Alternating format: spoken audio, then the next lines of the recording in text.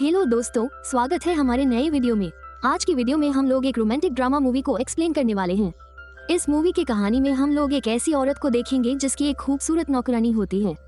ये औरत अपने नौकरानी से काफी क्लोज होती है और यह बात इसके हस्बैंड को पसंद नहीं आती है। जब भी यह हस्बैंड वाइफ इंटीमेट होते थे वो नौकरानी इन दोनों को देखती थी। आखिर इन तीनों के बीच में कैसा रिश्ता है ये हम लोग इस वीडियो में आगे देखेंगे। तो चलिए इस मूवी को शुरू करते हैं। मूवी के स्टार्टिंग में हम लोग सोफिया को देखते हैं। सोफिया इवा नाम की औरत की यहाँ एक नौकरानी का काम करती थी। वो इवा की बेहद खास नौकरानी थी। इवा जहाँ भी जाती सोफिया भी उसके साथ जाती थी। कहने को तो इवा सोफिया की नौकरानी थी, लेकिन दोनों के बीच में बहनों की तरह प्यार था। सोफिया इवा के हर काम को किया करती थी। वो उसके खाने पीने से लेकर उसके नहाने तक का इंतजाम करती थी।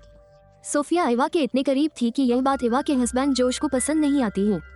कभी कभी जब इवा और जोश नींद में होते थे तब अचानक सोफिया उनके कमरे में आकर अपना काम करने लगती थी। इसलिए सोफिया को लेकर अक्सर ही इवा और जोश के बीच में झगड़े होते थे। असल में बात ये थी कि कई सालों पहले इवा का घर जल गया था। उस आग में इवा की माँ और सोफिया के माता पिता की मौत हो गई थी, जबकि इवा और सोफिया किसी तरह बच गए थे। इस हादसे के बाद सोफिया अनाथ हो चुकी थी। इसलिए इवा के पिता ने सोफिया को गोद ले लिया और यहीं पर से ये दोनों बहनों की तरह रहने लगी। लेकिन सोफिया के माता पिता तो नौकर थे, इसलिए बड़ी होकर सोफिया भी घर के कामकाज करने लगी।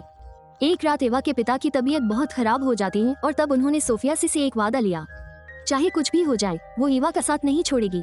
एक दिन जब इवा नहाने की तैयारी कर रही थी तभी सोफिया खास तरह की जड़ी बूटियां लाती है और उसे पानी में डालकर इवा को नहलाने लगती है। लेकिन जिस तरीके से वो इवा को छू रही थी ये देखकर जॉस को काफी बुरा लगता है। जॉस सोफिया से चिढ़ने लगा था, इसलिए वो सोफिया को अब बात बात पर डांटता है। इधर सोफिया अपने आप को खुश रखने की कोशिश करती। वो अपना ध्यान भटकाने के लिए तस्वीरों से भी बातें किया करती थी। ऐसे ही एक रात जब सोफिया अपने कमरे में जा रही थी तभी उसे इवा के कमरे से आवाजें सुनाई देती हैं। वो यहाँ पर रुक जाती है इन आवाजों को सुनकर। सोफिया ये समझ जाती है जॉस इवा के साथ में इंटीमेट हो रहा है। उन दोनों की आती हुई गर्म आवाजों को सुनकर सोफिया के अंदर भी तूफान मच जाता है। इसके बाद वो जल्दी से अपने कमरे में आती है और अपने सारे कपड़े उतारकर आईने में अपने आप को देखकर सेटिस्फाई करने में लग जाती है।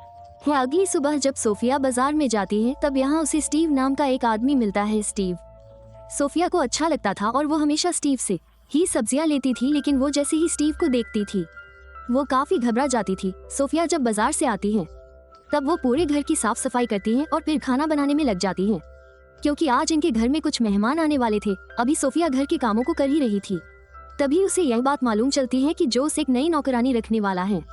इस बात को सुनकर सोफिया काफी परेशान हो जाती है, क्योंकि वो इवा से दूर नहीं जाना चाहती है। इसलिए वो अब और भी अच्छे से काम करने लग जाती है। जल्द ही घर में मेहमान आ जाते हैं।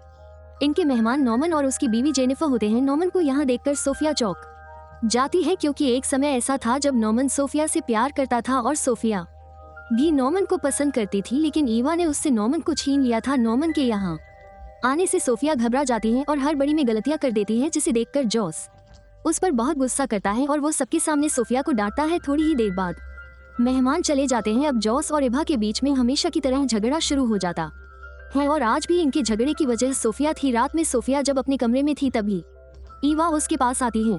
इवा उसे कुछ भी नहीं कहती है, बस चुपचाप उसके पास लेट जाती है। लेकिन सोफिया उसे देखकर यह समझ जाती है कि उसे अब इस घर से जाना होगा। अगले दिन जैसे ही सुबह होती है सोफिया अपना सामान लेकर जाने लगती है, लेकिन जॉस उसे रोकते हुए ये कहता है, मैं तुम्हें यहाँ से निकालना नहीं चाहता हूँ, मैं तो बस इतना चाहता हूँ कि तुम हर वक्त हमारे साथ मत रहो। जॉस के इशारे को वो समझ जाती है और वापस वो अपने काम में लग जाती है। इसके अगले दिन सोफिया नॉमन से मिलने के लिए जाती है। यहाँ ये दोनों बहुत सारी बातें करते हैं। नॉमन के पूछने पर सोफिया उससे कहती है, इवा के पिता ने मुझे बाप का प्यार दिया था, लेकिन वही इवा ने कई बार मुझे नीचा दिखाने की कोशिश की, क्योंकि वो अपने पिता का प्यार किसी के साथ भी बांटना नहीं चाहती थी। नॉमन से बातें करते हुए उसे काफी अच्छा लग रहा था, लेकिन तभी इवा उसके पास आकर उसे अपने साथ चलने के लिए कहती है। इवा उसे जॉस की स्टूडियो में लेकर जाती है। यहाँ पर उन्हें एक छुपा हुआ बच्चा मिलता है, जो कि जॉस की बनाई हुई मूर्तियों में छुपा हुआ था। असल में शादी के इतने सालों बाद भी इवा अब तक मां नहीं बन पाई थी, इसलिए इवा इस बच्चे को अपना बच्चा समझकर अपने साथ घर ले आती है। जब इवा उस बच्चे को नहलाना चाहती थी तब वो बच्चा काफी उछल कूद करता है।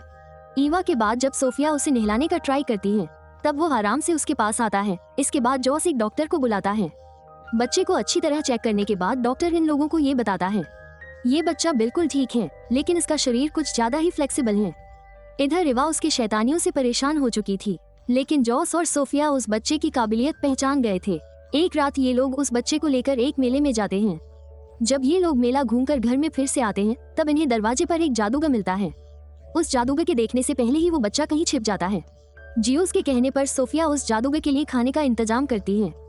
खाना खाते हुए जादूगर ये बताता है, मेरे सहायक की मौत हो गई है और अब उसका बेटा विली ही मेरा वारिस है। इस जादूगर की बातों से ये लोग समझ जाते हैं जो बच्चा उनके घर में है वही विली है। अब जादूगर अपने जादू का कमाल इन सभी को दिखाता है ताकि यह लोग डरकर विली को वापस कर दे। लेकिन जादूगर के लाख कोशिशों के बाद भी ये लोग उसे विली के बारे में कुछ भी नहीं बताते हैं। अब सोफिया विली का ध्यान रखने लगी थी जिससे एवा को उससे जलन होने लगती है। सोफिया ये सारी बातें नॉर्मन को बताती है।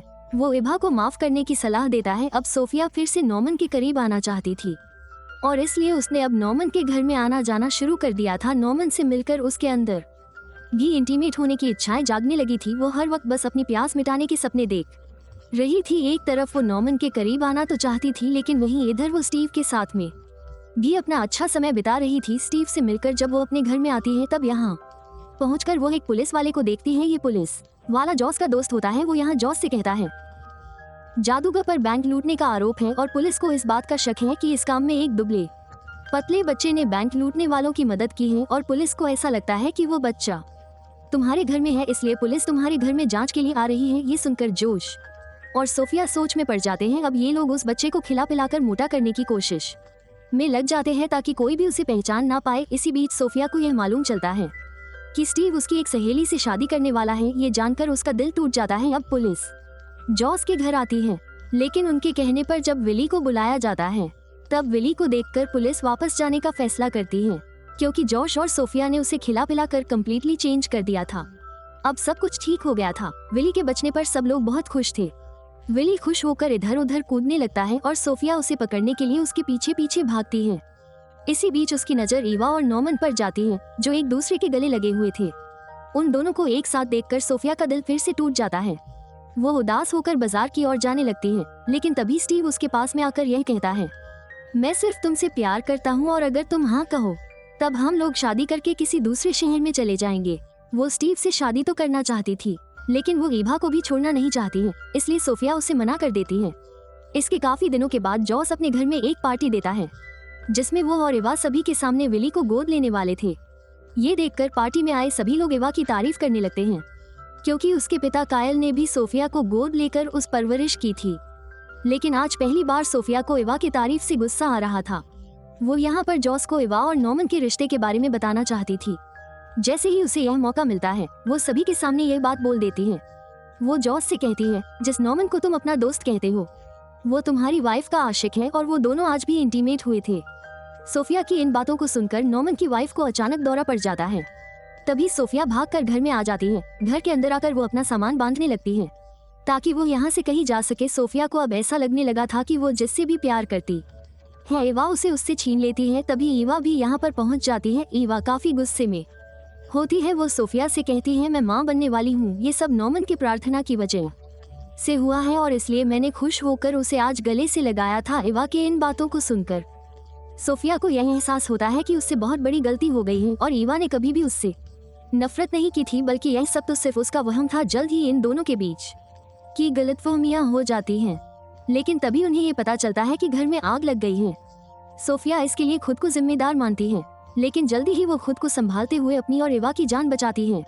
आखिर में ईवा के कहने पर सोफिया स्टीव से शादी कर लेती है और अब दोनों अपने परिवार के साथ में खुशी खुशी रहने लगते हैं और यहीं पर यह मूवी खत्म हो जाती है।